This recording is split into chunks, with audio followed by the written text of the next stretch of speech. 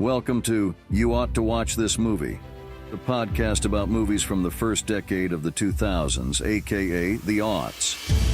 Follow along and explore a movie from the aughts, getting unbridled opinions from two millennials. Sit back, relax, and enjoy one of the best decades in movies.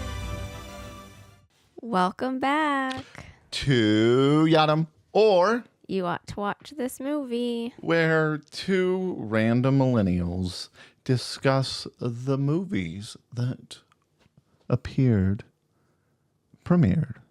in the aughts. Oh yeah, premiered, I guess is a good word.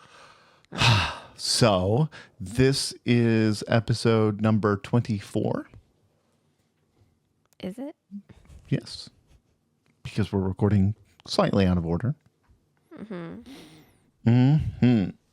I know that, but I was trying to see. I guess they can know we're recording like ahead, so we don't have to take a long break.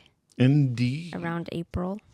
Yeah, something's going on in April, and I'm not sure exactly what, but whenever I remember, I'll be like, oh yeah, that's going on in April. But anywho, so this movie we are doing today is Bring It On. Yes. So full disclaimer, if you have not watched this movie, please feel free to go to Amazon Prime and rent it for $3.99 in high definition. Or you can buy it for like $12.99, I don't know, some, $10 price range. Or you can go to your local non-existent Blockbuster and rent it. Hollywood Video. Yeah. Your defunct Hollywood. Yeah. Or, you can probably watch it somewhere online for free. But Yes, but basically, we couldn't find that it was on a streaming service, so you'll probably have to rent or buy it, unless you already own it. Indeed, which as we get on, is I think there's some context clues as to why it's not necessarily available on a streaming service. Really? Yeah. What? Oh, I don't know. So You'll have to enlighten me on that. Okay. I don't really know why things aren't on streaming services, other than somebody hasn't gotten the rights for it yet to be. I don't know. It seems like now with how much data it can be stored. So a yottabyte is 1 million terabytes, right? And in 2016, it would have taken data centers spanning across an area the size of Rhode Island to store that much data and information. And as early as 2020, it would have only taken data centers as large as like the Zeppelin blimp area-wise to contain that much information. And I can imagine there's lots and lots of movies. So, just terabytes and, whether or not there's a yottabyte, I don't know, or whatever's in between. But regardless of that, it seems like they could host all the movies that were ever made. I know, that's why I'm saying it's a rights issue, yeah. not a storage issue. Oh, I see. I said somebody hasn't gotten the rights to it, just like music. Like maybe some studio owns like the rights to this part or this part. Well, then that goes back to my comment about contextual clues as to why the rights may not have been, But anyways, so what is our first go-to? Well, first, I guess I wanted to say this was released or premiered in theaters August 25th of 2000. Okay. I almost said 00. Of 2000. And 00. yeah. And now we will talk about our trailer thoughts. All right. Go ahead and give me your trailer thoughts, Colin. There was no voiceover on this trailer. Oh, no. How will we ever know the narrative? And I actually didn't look this up. I should have. The song that they were playing in the trailer reminded me of the Barbie song where they're like, Oh, "Come on, yeah, Barbie, by let's go party." Aquaman, Barbie Girl. Yeah, because there was like a guy, a deep voice guy saying something, and there was a girl saying something, so it reminded me of that Yeah. song. And I'm It not was like sure. a remix version of Mickey or whatever that song. No, that was at the end. Oh, okay. That was a different song, I think. But while you're talking, I can maybe try to find it because I was wondering if it was the same artist or not. Okay. And then I said, I'm pretty sure I've seen this before, as I was familiar with Totally the seems like a movie. you movie. Well, it seems a little inappropriate for younger me, I feel like. But Yep. it might have gone over my head as well. Yes. Uh-huh. But I think I've seen part of it. I don't know if I've seen all of it or not. But also, I said I felt like it's an iconic aughts movie. And I would say it was definitely memorable for 2000 and the aughts generally, but I'll get to that why in a minute. Yeah. And I already had a feeling that it was kind of, silly and a waste of time-ish movie. Definitely not something that I would necessarily keep on TV or whatever. Yeah, that's okay. So are those your only trailer thoughts? Yeah.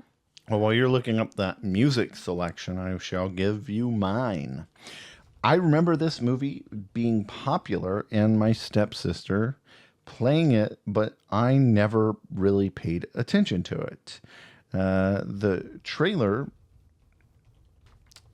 well, if I can read my own handwriting, I have no excuse because there wasn't a cat that was, on top of my hand. The trailer sends... Oh, it's an M I can't read. The trailer seems to bring high school cliques into a hypersexualized storyline. I'm interested to see if the actual story is any good. But I just, I remember my younger stepsister Sheridan and my stepmom Shannon having some ridiculous obsession with the movie. But the comments that my stepsister would always make is, "That's all right, that's okay. You're going to wash our car someday." And I just thought it was so dumb. But that's not what they say in the movie. What do they say in the movie? You're gonna pump our gas. Oh, you're going to pump our gas someday. Yeah, that's right. Yeah. Stupid. When people actually pumped gas. Well, I don't think California's regulated where you can't pump It's your own New gas. Jersey. New Jersey does. And Oregon, I believe. Yeah, but ridiculous. But anyways, Oh yeah, but this took place in California. That's what you said. Yeah. California. that's not to say like maybe some communities make it to where you can't pump your own gas. Well, I just know when I was a kid, there was still a gas station that they pumped your gas for you. Well, even now, if you go up to a gas station and you press the attendant button, they will come out and pump your gas. Oh. Yeah. I didn't know that. Oh. So, did you find the music selection? No. Oh, right. Well, I couldn't find like an answer of what was playing on the trailer. no worries. Let's move Doesn't really matter. towards your summary. Yeah. A movie all about cheerleading. This follows the Rancho Carne Toros from Sounds like a delicious taco.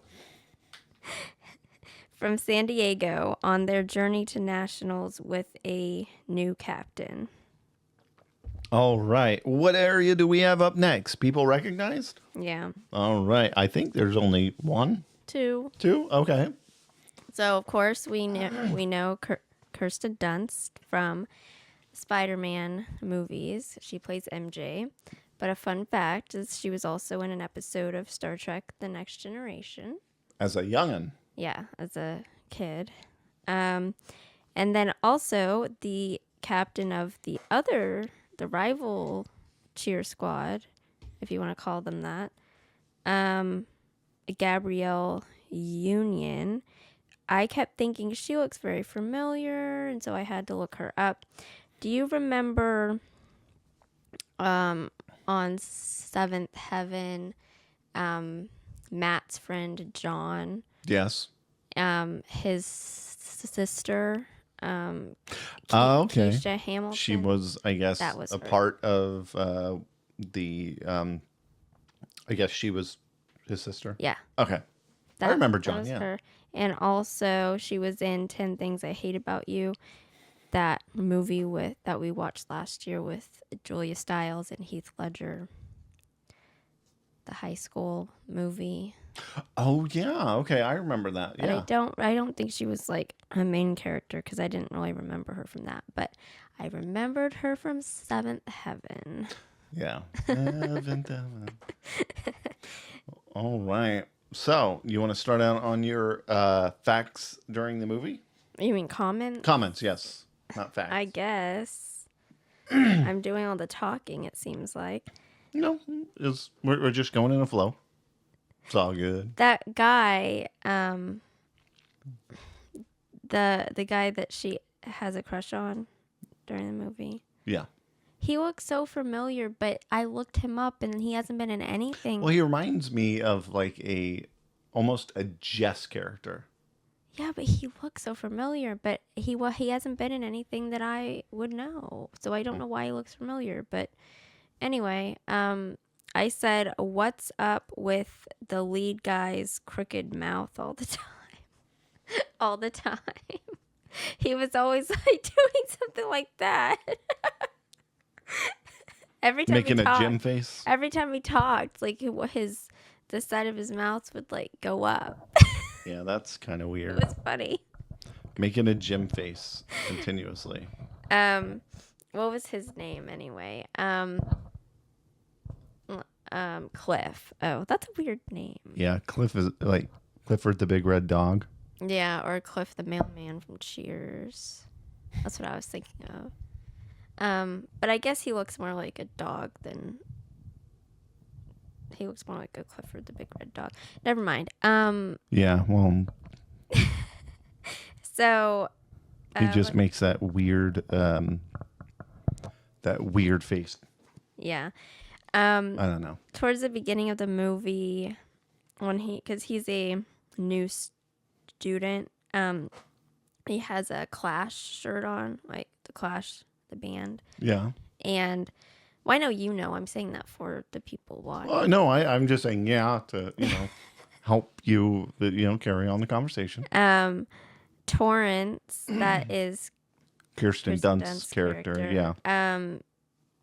says that that's so vintage, like, because he says it's a band from that was around from 79 to 83ish, and I was thinking, well, let's see, this was in 2000, and so that was about 20 years before. Okay, And so she's 1980. saying that's vintage, and I was like, that means that this movie is vintage because it's like 20. Oh, that's totally vintage, dude. It's like 24 years later, and I was like, I think that I stopped. Like, I think I like stalled in like the late aughts or the early teens, because like the 70s and 80s don't sound that far away, but then when you think about the math, it's like 50 70s years were ago. 50 years ago. That's a long time. And so then I feel old. You're not though. Oh, that's so vintage. Oh, there's where I found it. I was like, I think I stayed in the aughts and never left. That was my comment. That's all right. And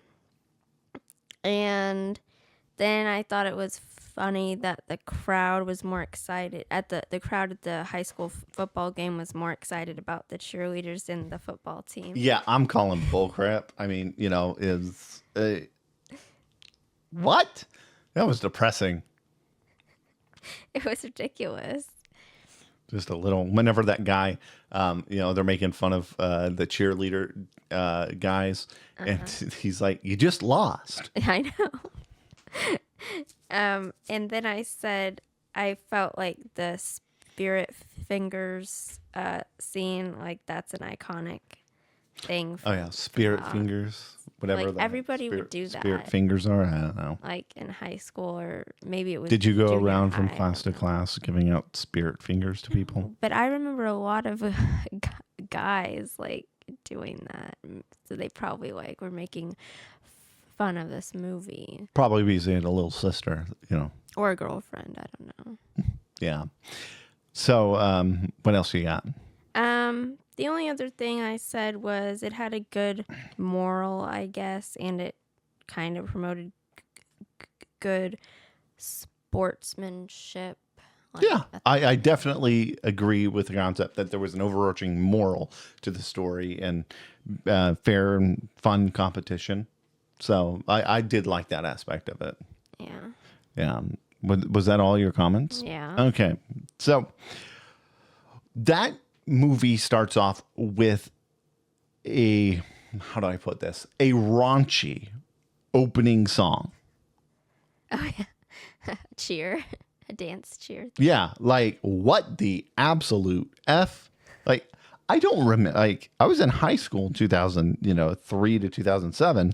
I don't remember any kind, or maybe I just didn't pay attention because I didn't care about, football and cheerleading. But I think I would remember that, the pep assemblies, mandatory pep assembly at 9:20. I don't remember any raunchy cheers. I'm pretty sure as a, puberty-driven teen, I would have remembered such. Well, just remember that was a dream. That wasn't the real life. Oh, okay. That was No, because even that was her dreaming. They never did they didn't really do any bad cheers. Yeah, there. Like they were maybe mean, but they weren't wrong. Okay. Well, needless to say, is even the context of it being a high school cheer team and this being aimed towards, like preteens, and like younger people, it's like, oh my, what a way to open a movie. Yeah. So one funny thing is the use of the word parentals. Because I used that before, the parentals. You did, but you acted like you never heard it. Well, no, I was surprised that I hadn't heard it in a while. Oh. It's like, I thought you were surprised, and I said, yeah, people used to say that. And I kind of like, I didn't say anything because I think that's almost exactly what you said. And I kind of just muttered to myself, I was one of them. Yeah, the rentals. Yeah. So, because I'd be over at, someone's house. Oh, when are the rentals coming back? And the mom, like, what was up with the mom saying, you need to study. Like, geez Louise, like. I don't know. I felt like on some level, I mean, I might be disappointed if, a kid wasn't like applying themselves to school. But I thought she should be like proud of her for being like the cheer captain and putting all this effort into something. Right? Yeah. She's not just like wasting away. Yeah. She's putting effort into something, so good on her. But and then the little brother. I thought that at least from a brother-sister perspective, they established, the relationship really well. Whenever he's harassing her on the phone and he's like, I have something really important to tell you. And then he jumps up using the counter as leverage to, do a 180 and fart in her, vicinity. I thought that was, an appropriate, like, brother-sister type, behavior. So, stupid, but nonetheless, so this gets me to, hold on. Before I go down that context about why it may not be, on streaming services, is also even the raunchiness that was not in the opening dream sequence, it was still present in the very sexual innuendos about,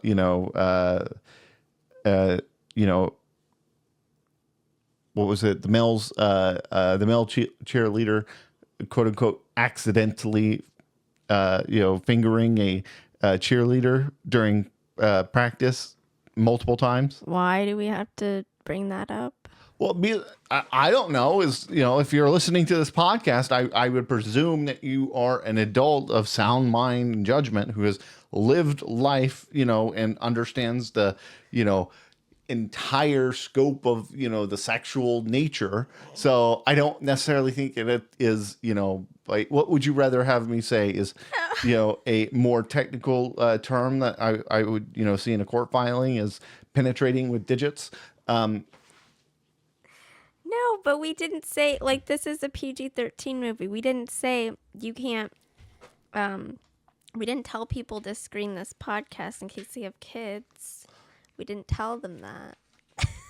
We don't need to tell them that. That's okay. Well, it's a courtesy. Well, I'm sorry. Hopefully nobody who watches this has children listening with you. Yeah, well, that's all right. If you do, we're talking about playing guitar. So it was, very, like, they were very sexually driven, not including this because we're talking about a guitar, but, there were a lot of sexually charged aspects to the movie that just made me think, oh, that's weird. But, like, I will argue that this is, appropriate for, kids around, 13 years old, because now it's become, and I'm transitioning to why I believe that it was not on a regular streaming service, is because of the PC nature of today's environment. Okay. I'm sorry, but faggot, retard, and, words that are, similar are not bad words. If I call someone a faggot, it's not because they are gay or homosexual. It's likely because you're sitting in a turn lane waiting to turn, and some guy sitting across traffic decides to, run a yellow light, making it to where you can't turn. Immediately in my head, I go, oh, faggot or retard. It has nothing to do with their sexual orientation. It has to do with the fact that they're an inconsiderate prick. Now, for the most part, if any of you watch South Park, I am paraphrasing, their explanation of the use of the word fag, but it applies to faggot, retard, and a whole lot of other words that, now, you can't say, because in this movie, they're like, oh, fag, oh, retard. And it's like, man, like, that was just normal, and I'm not trying to draw a distinction, because there are some, racial slurs that you may not use today, but even those words are just words. But irrespective of that, I don't understand how the use of these words in this movie, I mean, that's the only thing I can reconcile with why it's not on streaming services, because I remember my stepmom and stepsister being just massively into this movie. Okay. I would imagine that this is, at least it qualifies for a year 2000 cult classic movie. At the bare minimum, it's got Kirsten Dunst and all these other, people that, went way to the wind apparently. But irrespective, Kirsten Dunst is an established actress. I would think that part of her repertoire would be, all of her repertoire rather, would be immediately available on some streaming service that you don't have to pay individually per watch. Well, you'd think that, but a lot of the movies we've watched for this have been on streaming services. But then again, I kind of find it poetic justice, given that it's Kirsten Dunst. Because she made that big to-do. I was Mary Jane in Spider-Man, and I didn't get paid as much as Tobey Maguire, who played Peter Parker in Spider-Man. Okay. So in that respect, it's poetic justice. But needless to say is, why is this not on a streaming service? Well, the sad thing is, I mean, I agree with you that people have taken like a lot of words. Those aren't words that I would usually use. Well, yeah, I wouldn't use those words. But, you know, I agree with you that things have gotten blown out of proportion. But, like, those kind of just went over they just blew past me because, like, this whole movie was, like... So 2000. It was, well, I mean, it was kind of like how high school was, although, you know, our high school years were a few years after this, but like people acted like that in high school. People were very inappropriate and right. And it's just the way that, you know, I would place a wager that in today's high schools, people are calling each other fags, retards, or something, dumbasses, you know, whatever. Yeah. Oh, you're gay. It's not that they're homosexual. Oh, that's gay. Like, or something else that we have never heard of. Oh, yeah. Yeah. No cap.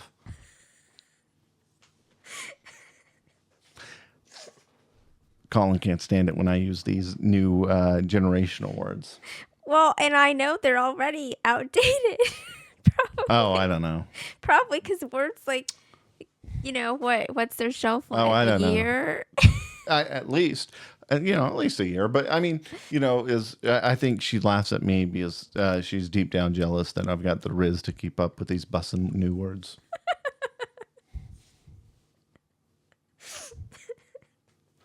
Anyway, I think we're, case in point, my favorite line in this movie was cheerleaders are dancers gone retarded. Oh. By that choreographer guy. Yeah. Fantastic. So are we ready to grade it? Yeah. Okay. So what do you grade it? Well, I give it a 77.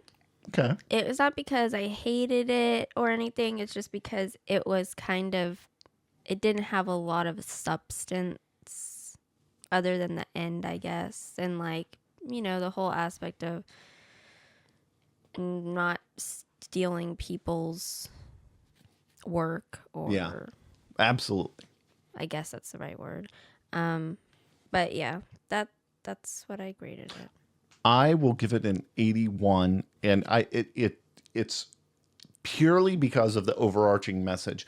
Because the movie itself, and this is my memory, so you know maybe it's mistaken, but I remember that Sheridan used to get enamored with this movie, okay, or at least the time she did watch it, it was talked about so much that I'm now visualizing that she did get enamored with it. Irrespective of that, her enamorment has to be around, you know, the movie as a whole.